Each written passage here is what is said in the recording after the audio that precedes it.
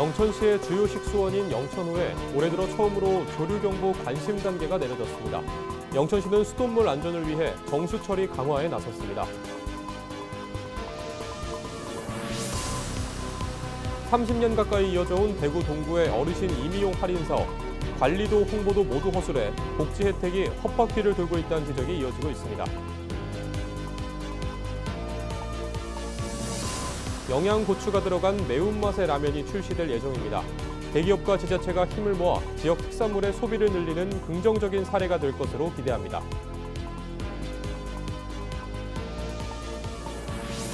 경찰이 경부선 무궁화호 열차 사고와 관련해 나흘째 집중 수사를 벌였습니다. 합동 감식 이후 다시 사고 현장을 찾아 유류품 등을 수집했습니다.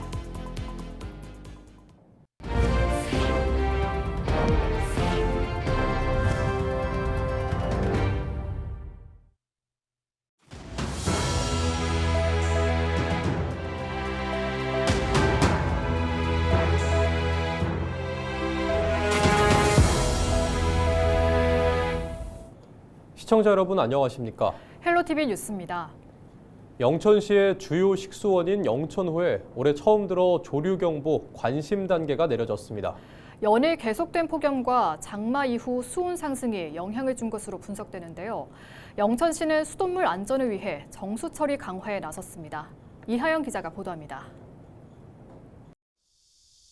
조류경보 관심 단계가 발령된 영천호입니다. 조류경보는 관심, 경계, 대발생으로 나뉘는데 유해 남조류 세포수가 2회 연속으로 밀리리터당 1000셀 이상이면 관심, 10,000셀 이상이면 경계, 100만 셀 이상이면 조류 대발생 경보가 발령됩니다. 대구지방환경청은 지난 18일 측정 결과 영천호의 유해 남조류 세포수가 밀리리터당 3,300여 셀로 관심 기준인 1000셀을 넘긴 데다 3주 연속 기준치를 초과했다고 밝혔습니다. 조류의 발생 원인은 지속된 폭염으로 수온이 올라가면서 유해 남조류가 증식하기에 적합한 환경이 조성된 것으로 분석됩니다.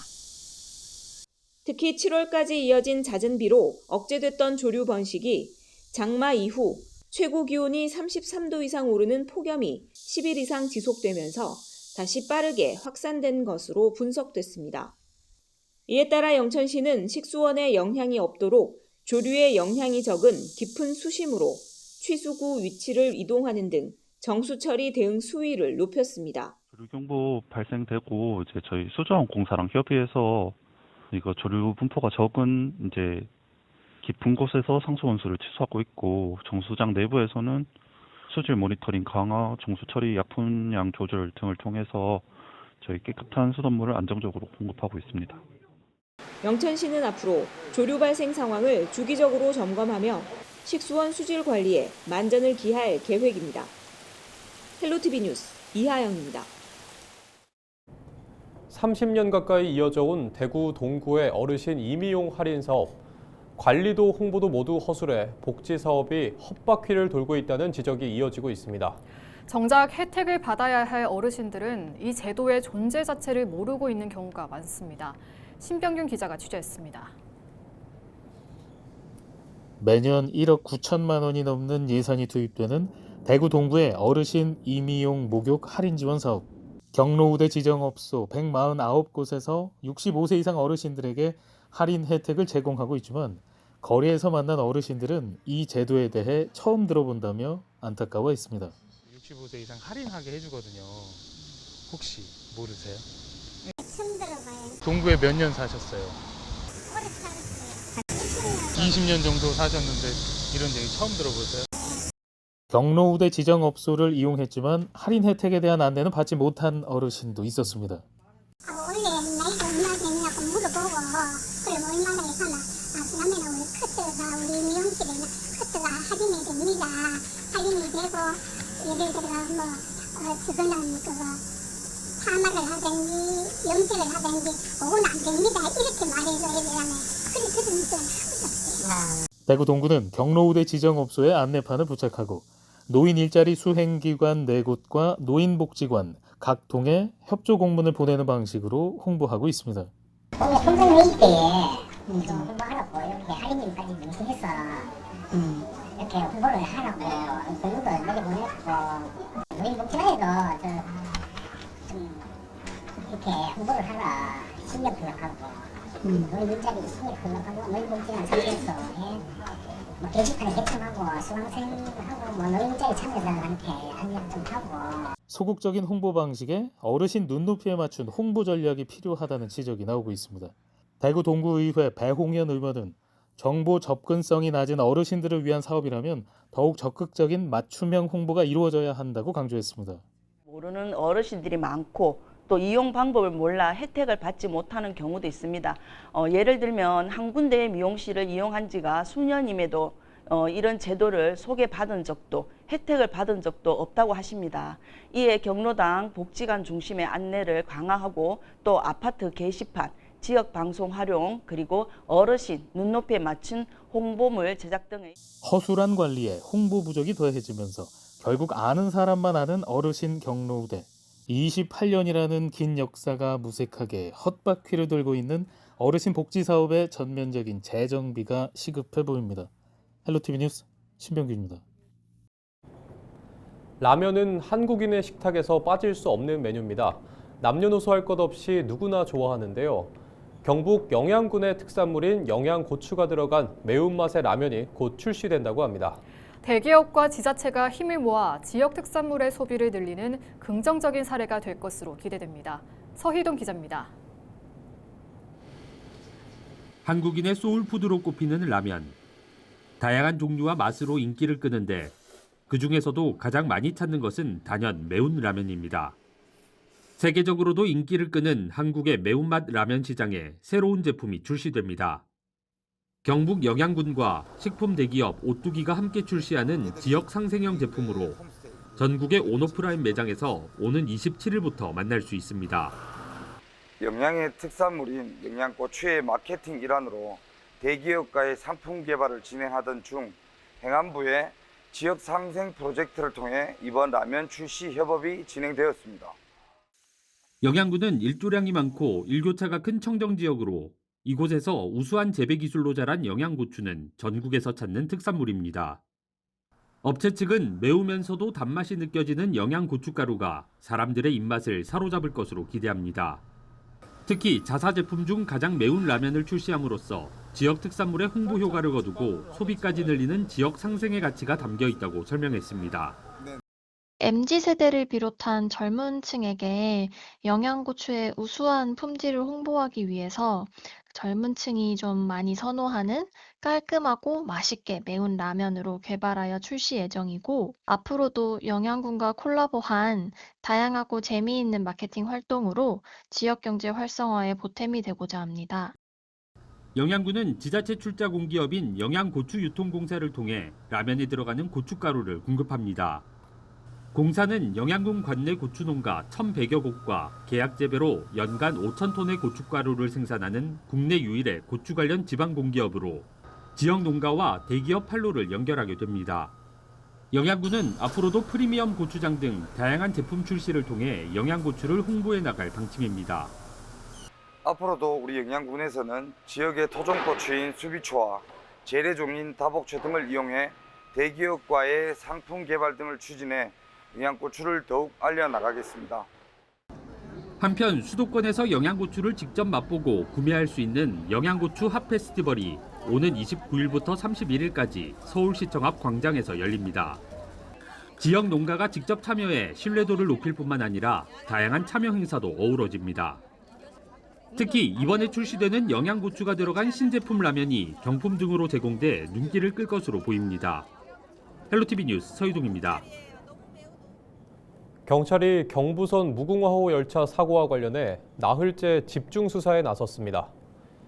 경북경찰청 수사전담팀은 22일 합동 감식 이후 다시 사고 현장을 찾아 유류품이 남아있는지 수색 작업을 실시하고 파손된 경보장치 등을 수집했습니다. 앞서 경찰은 관계기관들과 합동 감식을 통해 사고 위치와 상황 등을 살펴보고 선로 너비와 기차의 폭, 안전규정 위반 여부 등 다양한 방면에서 전반적인 상황을 점검했습니다.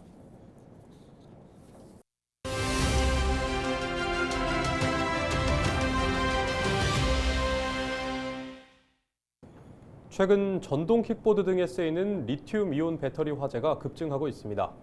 충전 중 폭발이나 발화로 이어지는 사례가 잇따르면서 시민들의 불안도 커지고 있는데요. 특히 여름철 고온 환경에서 위험성이 더 높아 주의가 필요하다는 지적입니다. 리튬이온 배터리 화재 예방 수칙 등 관련 내용 자세히 알아보겠습니다. 은평소방서 설금철 재난조사팀장 연결해 보겠습니다. 팀장님 안녕하십니까? 네, 안녕하십니까? 네, 리튬이온 배터리 관련 화재가 계속 잇따르고 있습니다. 실제로는 얼마나 자주 발생하고 있습니까? 최근에 몇 년간 리튬이온 배터리 사용량이 증가하면서 그 화재도 꾸준히 증가하고 있습니다. 특히 그 전동 킥보드나 전기 자전거, 휴대용 보조 배터리 사용이 많은데요. 전국적으로 수백 건의 화재가 발생하고 있습니다. 단순히 전기 화재가 아니라 폭발과 연소가 동시에 일어나기 때문에 큰 인명 피해로 이어질 수 있습니다. 네, 그렇다면 리튬이온 배터리는 주로 어떤 제품에 쓰이고 어떤 상황에서 화재로 이어지는 건가요? 예를 들자면 평소에 많이 사용하시는 스마트폰이나 노트북, 그리고 전동 킥보드, 전기 자전거, 그리고 무선 청소기, 우리 생활 전반에 널리 쓰이고 있습니다. 화재는 주로 충전 중에 발생하는데 주로 규격에 맞지 않는 충전기를 사용하거나 과충전되거나 과방전되거나 배터리 손상이 있는 경우, 그리고 지금처럼 이제 온도가 높은 계절에 고온 환경에 방치하는 경우 주로 화재가 발생합니다. 네, 그렇다면 실제로 여름철에 위험성이 더 커진다고 볼 수 있을까요? 여름에는 주변 온도가 높아서 배터리 내부의 열이 쉽게 축적이 됩니다.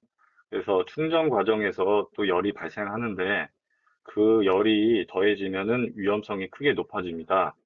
리튬이온 배터리는 내부 온도가 급격히 상승하면서 화학 반응이 통제되지 않은 상태로 되고, 그러면서 이제 폭발적인 연소 현상이 일어납니다.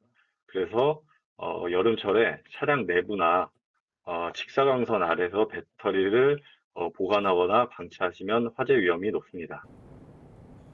네, 끝으로 시민들이 지켜야 할 안전수칙과 예방 대책에는 어떤 것들이 있는지 알려주시죠. 소방서에서 강조하고 싶은 예방 대책은 배터리 충전 시에 꼭 사람이 지켜보는 가운데 충전을 해야 되고, 충전기가 연결한 상태로 외출하거나 잠을 자시면 안 됩니다. 또 배터리 충전이 끝나면 곧바로 충전기를 분리하도록 해야 됩니다. 그리고 정품이 아닌 배터리나 충전기, 그리고 개조를 해서 사용하시는 거는 권장드리지 않고요. 그리고 충전 장소 주변에 가연물을 두지 않는 게 중요합니다. 그리고 이제 충전하는 곳에 소화기를 비치해서 초기에 조그만 불꽃이 있을 때는 초기 소화가 가능하니까 그렇게 대비하도록 하면 좋을 것 같고요. 마지막으로 배터리를 폐기하실 때 보통 생활 폐기 봉투에 버리시는 경우가 많은데 이번에 수색동에 재활용 폐기물 처리장에서 화재처럼 큰 화재로 이렇게 번질 수 있기 때문에 리튬이온 배터리는 주민센터에서 마련된 리튬이온 배터리 전용 수거함에 버리셔야 됩니다. 네, 여기까지 듣겠습니다. 오늘 말씀 고맙습니다. 네, 감사합니다.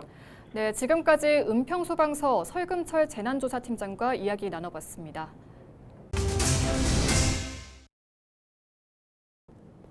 대구시가 추진하는 인공지능 전환 AX 연구개발 사업이 본격화됩니다. 수성 알파시티에 추진되는 인공지능 전환 혁신기술 개발 사업이 정부의 예비 타당성 조사 면제 대상으로 확정됐습니다. 오는 2026년부터 5년간 5,500억 원이 투입되는 이번 사업은 인공지능 기술을 활용해 산업 전반의 효율을 높이는 것을 목표로 하고 있습니다. 대구시는 이를 통해 9조 원 이상의 경제 효과와 2만 명의 고용 창출을 기대하고 있습니다. 이상으로 뉴스를 마칩니다. 시청해주신 여러분 고맙습니다.